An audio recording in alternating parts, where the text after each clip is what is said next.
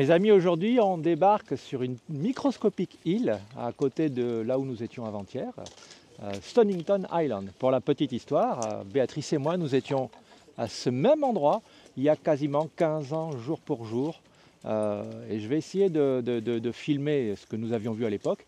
Et on va essayer pour le fun entre nous de refaire une ou deux photos de ce que nous avions fait à l'époque pour voir le changement entre nous et le changement d'environnement s'il y en a. Mais a priori, ça n'a pas bougé. Pour ce que j'ai pu en voir ce matin, le glacier est à la même position.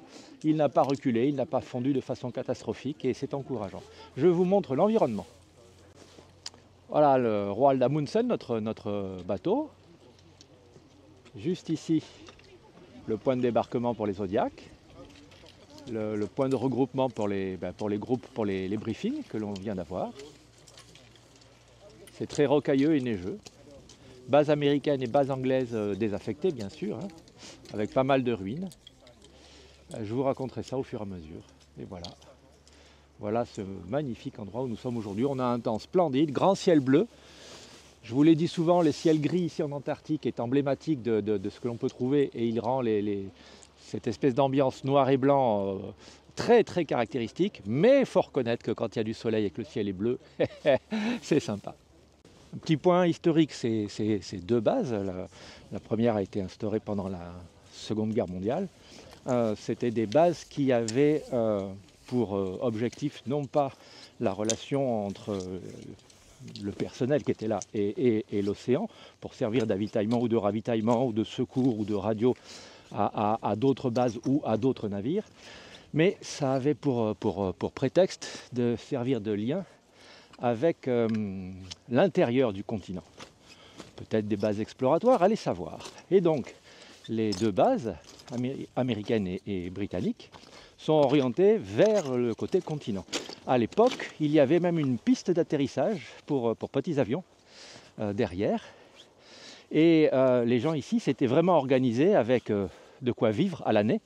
Les deux premières femmes qui ont vécu à l'année en Antarctique l'ont été ici, avec leur mari. C'était un peu une obligation. Il y avait des chiens, jusqu'à 120 chiens de traîneau ici pour pouvoir aller explorer le continent.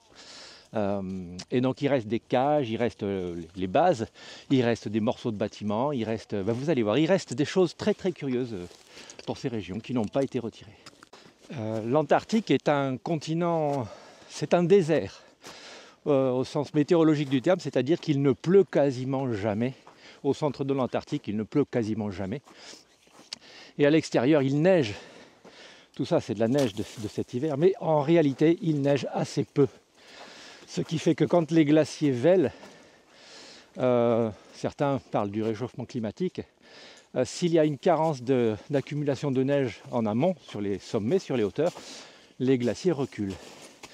Donc on va regarder ici, en 15 ans, si le glacier a visiblement reculé ou pas. Ça sera l'expérience ultime. Quand on est attentif aux choses, on trouve des vestiges. Alors on n'y touche pas bien sûr, mais on peut les voir. Ah, vestige d'une mâchoire de chien. Et si on regarde bien, il y en a d'autres, des petits os comme ça. Il y en a un là, il y en a un là. Ça aussi, ce sont des vestiges historiques. Personne ne les voit en fait, mais ça fait bien partie de l'histoire. Je vous disais qu'on était sur des vestiges historiques. Donc il reste ces fameuses cabanes de la base. Il ne faut pas oublier qu'on est ici sur un continent pour lequel parfois les vents peuvent être assez violents ou les conditions peuvent être assez violentes. Donc regardez, tout était amarré au sol bien solidement. Ici, derrière, les cages pour les chiens. Les cages pour les chiens, je vous l'ai dit, 120 chiens au total sur l'île, ça en fait un paquet.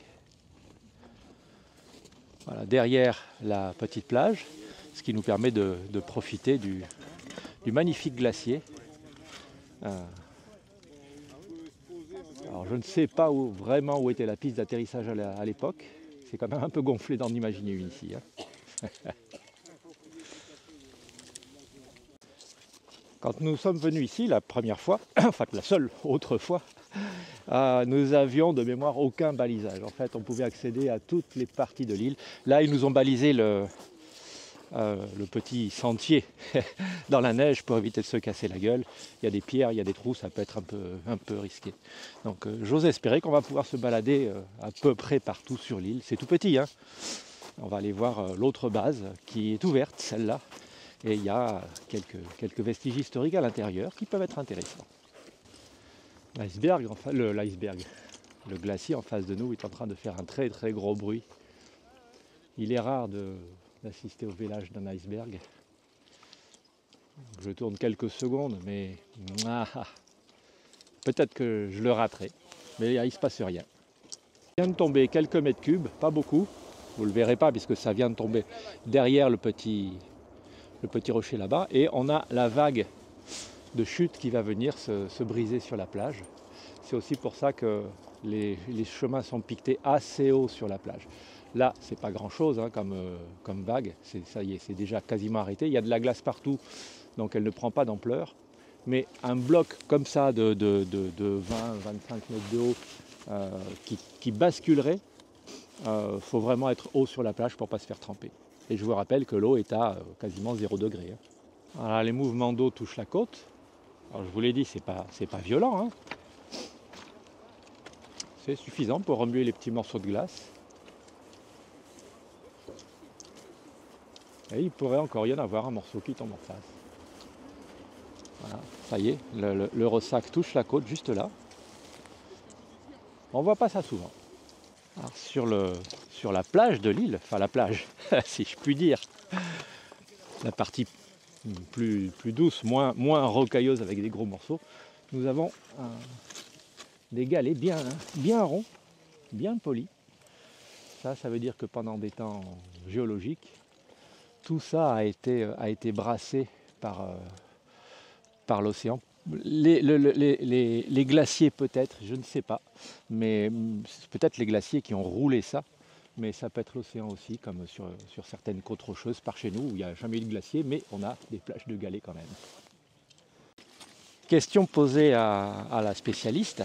On est sur un site géologique assez riche puisqu'on a à la fois des roches de type granit, des roches métamorphiques, et on a des basaltes.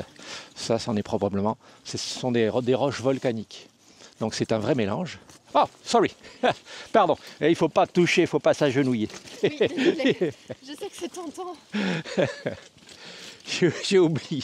Pas de souci. Pas de souci, je comprends. Et tous ces galets ont été roulés pendant des millions d'années, à la fois par les passages des icebergs et par les océans. Très très bel endroit. Le rappel à l'ordre auquel je viens d'avoir droit, c'est que depuis les nouvelles réglementations et les épidémies de grippe aviaire, il n'est plus autorisé de s'agenouiller, de s'asseoir, bref. À part les semelles des chaussures, rien ne touche le sol. C'est devenu un peu contraignant. C'était pas comme ça il y a encore quelques années, sachant que nous ne sommes pas le principal vecteur de contamination de la grippe aviaire et qu'on ne peut pas la choper facilement comme ça en touchant une roche. Mais bon, hein, on respecte. Bon les amis, nous voici arrivés à la seconde base. On a toujours ce magnifique paysage et le glacier derrière. Là, je ne sais pas, un vieux tas de charbon. On va descendre voir et on sera expliqué en cas de besoin. Ou une tombe, hein, il y en a aussi dans le coin. Ici la base, on va rentrer dedans tout à l'heure. Et les sempiternels pingouins, dont certaines espèces sont très particulières, les pingouins photographes. Voilà, on les reconnaît parce qu'ils tournent tous le dos à la base et ils regardent le glacier. Et ici, je vous en fiche mon billet, c'était les latrines. Ou alors, les toilettes. Alors, vous ne pouvez pas vous en rendre compte dans le film, à la caméra, mais ça sent une odeur de bois, non pas pourri, mais en décomposition lente. C'est très particulier, comme ça change de l'odeur des manchots. Alors, à l'entrée de la base, East Base, qui est classé monument historique. Et comme c'est classé monument historique, on ne peut rien retirer, toutes les cochonneries, toutes les saloperies qui sont. On trouve des choses bizarres, comme ça. Alors la question qu'on se pose, c'est un moteur, ça c'est évident. Mais de quoi est-ce un moteur? Moi, j'aimais l'hypothèse que c'est un moteur, je ne sais pas si je verrai ce que la caméra filme sur l'étiquette. Je fais le pari que c'est un spare, une pièce détachée de moteur d'avion. Mais il y a quand même beaucoup de cylindres. Je ne sais pas, c'est une énigme. Vous voyez l'extérieur de la base. C'est un monument, donc plus personne ne touche à rien. Il faut faire attention. Il peut y avoir des clous, il peut y avoir des détritus métalliques, des planches, des morceaux de tissu. Ça a été habité pendant un temps, ça ne l'est plus, bien évidemment. Un petit tour à l'intérieur pour nous faire regretter le bon vieux temps.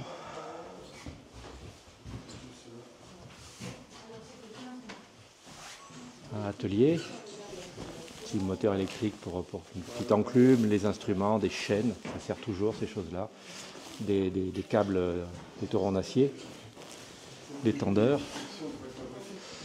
un vieil extincteur, mais je doute qu'il soit en état d'être utilisé. Je pense que sa dernière révision remonte à longtemps. Voilà.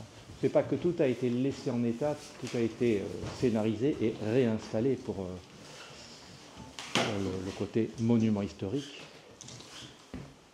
Mais ça donne quand même un ordre d'idée des conditions dans lesquelles les gens vivaient. Alors c'était pas sale, c'était pas rouillé, c'était pas pourri comme ici.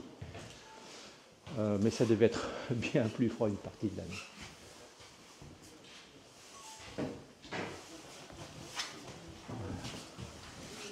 Et ici, les hangars de stockage de matériaux, de bois, de tissus, des clous là en bas. Clean up workshop before leaving. For fuck's sakes. For fuck's sakes. Somebody was pissed off, obviously.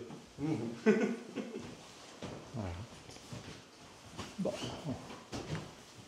Peu de fenêtres, donc pas forcément beaucoup de visibilité. C'est la vie. Moi je ne viendrai pas vivre ici, mais certains. Je ne suis pas certain que tout le monde les choisit en même temps. Bon, cette petite base fait couler beaucoup d'encre. Hein. Les touristes qui viennent ici la visitent tous, bien évidemment. Et vous allez voir les déchets, les choses abandonnées par les Américains en l'occurrence, et qui font poser question. Ils sont là. Je vais m'approcher un petit peu. Bon, on avait déjà pris ça en photo avec Béatrice il y a 15 ans. À l'époque, on pouvait contourner puisqu'on avait été sur le champ rocheux derrière et on avait pris les chars par-dessus. Voilà. Chenillettes, les autochenilles pour pouvoir se balader ici sur Stonington, ça n'a aucun intérêt, mais pour pouvoir se balader sur le continent, ça peut être utile. Bien évidemment, ça a été abandonné sur place et comme c'est un monument historique, c'est pas considéré comme un déchet, c'est considéré comme un vestige historique. La nuance entre les deux fait couler beaucoup d'encre, encore une fois. Donc quand on voit ces vestiges historiques, on se dit on aimerait bien monter plus haut, ce que l'on avait fait il y a une quinzaine d'années. Là, il y a encore beaucoup de neige, il y a plus de neige que quand on était venu à l'époque. Et pourquoi on n'y va pas? C'est que là, sous la neige, parfois on a des choses comme ça. On marche sur un morceau de neige, on ne fait pas attention, notre pied s'enfonce là-dedans, ça rentre dans le mollet, je le rappelle, il n'y a pas d'évacuation sanitaire ici. Et donc ça, dans la jambe, non, jamais. Donc ici c'est le tas de charbon de bois pour les poêles, pour les fours, pour Dieu sait quoi, peut-être pour la cuisine aussi. Il en reste un petit peu là, pas mal là, c'était au sec. J'imagine que c'est le tas de charbon. J'imagine, je ne vais pas m'approcher beaucoup plus. Mais quand on regarde la brillance et la couleur, je ne vois que ça. Voilà, base américaine, abandonnée. Là-bas, on n'a plus accès. C'est dommage parce que grimper là-bas, on a un magnifique paysage sur les deux côtés de l'île. Il y a peut-être un peu trop de neige, je ne sais pas.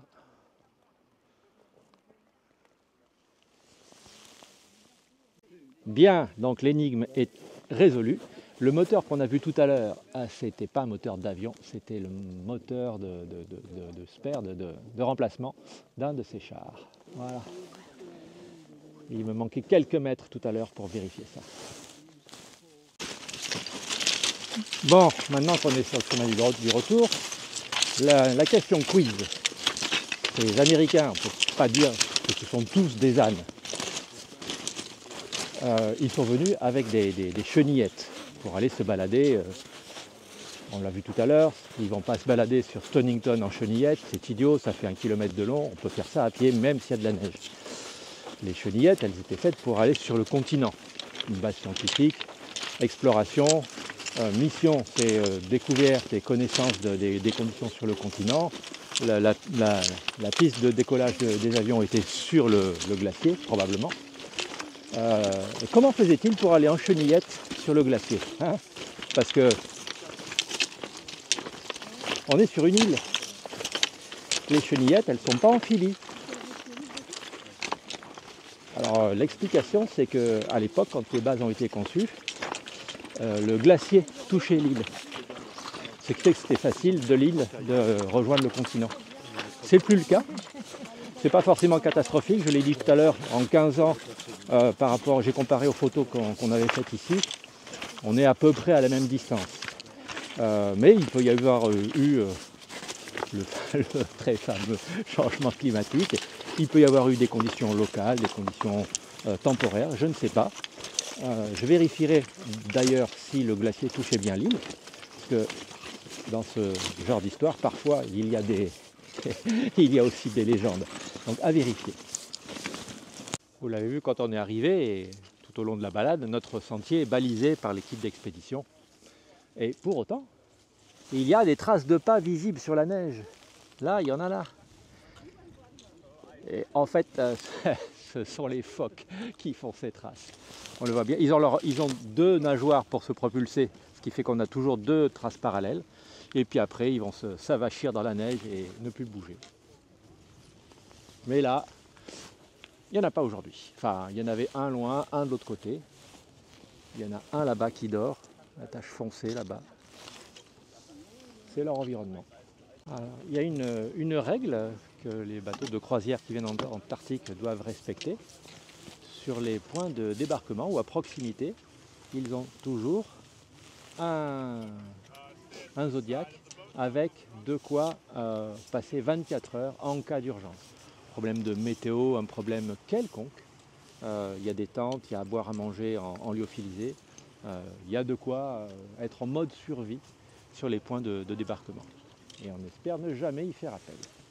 Allez, il est temps de rentrer maintenant et d'aller se changer parce qu'on a eu bien chaud. Et oui, on oublie, on est en Antarctique, on met des couches chaudes, on met des sous-couches comme quand on va au ski. Mais on oublie qu'au ski, les belles journées, quand on gigote comme ça, on a super chaud, on transpire de partout. C'est terrible. Allez, je vous laisse, on va rentrer. Bye bye!